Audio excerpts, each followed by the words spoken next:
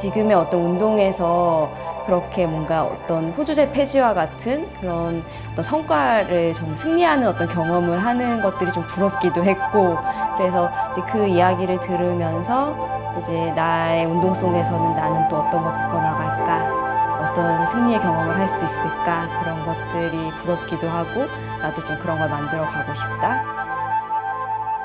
사회적 문제가 됐던 게 뭐냐면 그 남자를 위주로 해서 가족을 승계하는 이런 제도이다 보니까 꼭 남자 아이를 낳아야 되는 어떤 이런 문제들이 있으면서 여아 낙태가 굉장히 늘어났었습니다. 딸이라는 이유만, 여자라는 이유만으로 뱃속에서부터 이미 사라지는 거잖아요.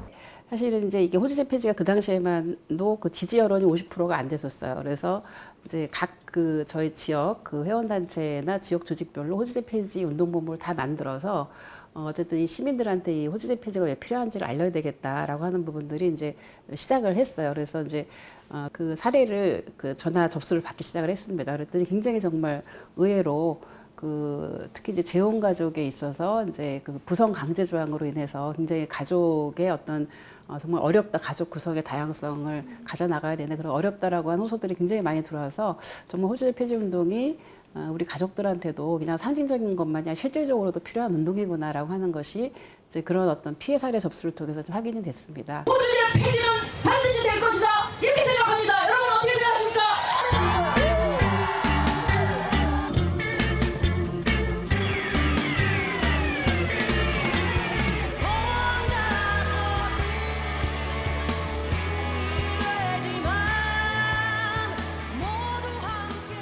호주제 폐지 시민연대 소속되어 있는 여성단체만이 아니라 뭐 시민단체까지 와서 국회 앞에 와서 릴레이로 1인 시위를 저희가 했고요. 그리고 뿐만 아니라 각 국회의원실을 다 방문하면서 그 호주제 폐지를 촉구하고 그거를 해달라고 하는 그 한약 한 첩 있죠. 그거를 이렇게 다 이렇게 호주제 폐지해달라 이렇게 여기다 붙여갖고 다 이렇게 전달을 해서 한약 전달도 하고요. 그 인터넷을 통해서 많은 이제 정보를 접하는 새로운 세대들한테 이 호주제 폐지를 알려야 되겠다 해서 그 으라차차 호주제 폐지라고 한 홈페이지를 만들어갖고 그거를 이제 그걸 통해서 그 피해 사례 접수도 받기도 하고 많은 의견도 거기다 남기게 하고 하는 그런 게시판 운동 이런 부분도 그때 활발하게 전개를 해서 호주제 폐지에 대한 여론을 우리가 좀 시간이 걸리더라도 꾸준히 국민들이 동의하는 여론을 해서 한 2, 3년 이상 했던 것 같아요.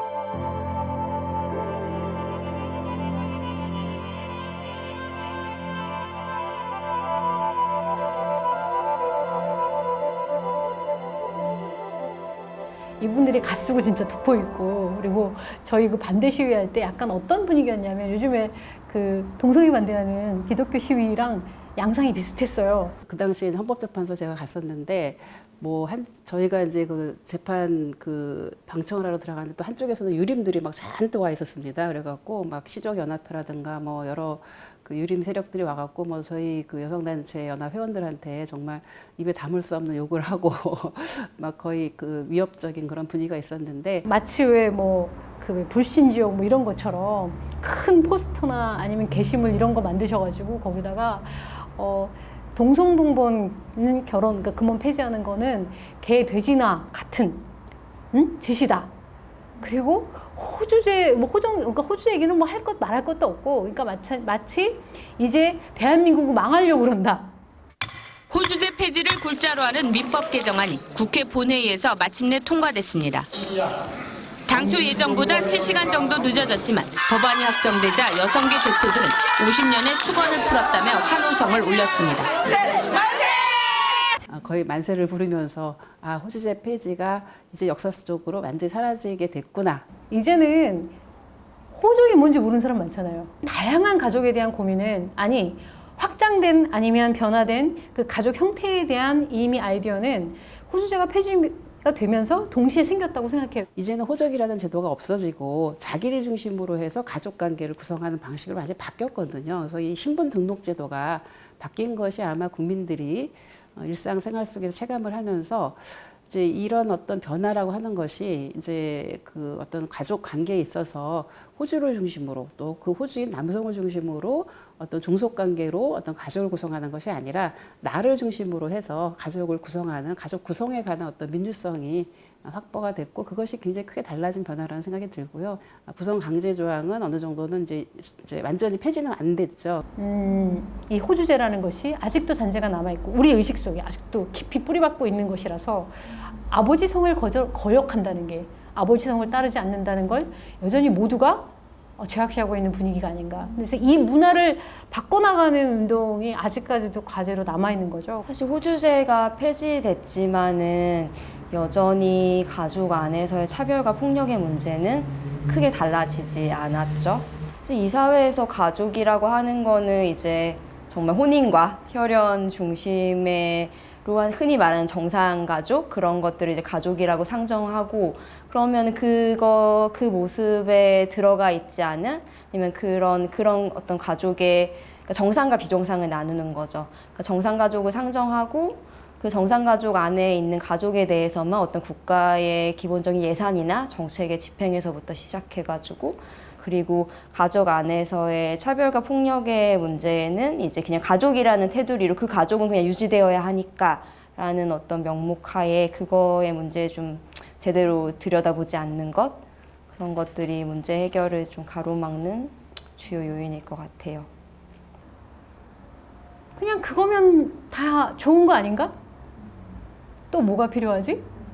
꼭 누구랑 살아야 되는 것도 아니고 살지 말아야 되는 것도 아니고 각자가 원하는 방식대로 삶을 살아가는 거 그러다가 또 누군가와 함께 살 수도 있어지는 거 나 혼자서 온전히 나라는 나 혼자로 이 가족을 이룰 수 있다는 거 그리고 내 혼자 온전하게 내 혼자 스스로 가족일 수 있을 때 또 다른 사람과의 삶도 또 그렇게 주체적으로 모두가 함께 그렇게 또 뭔가를 만들 수 있는 네.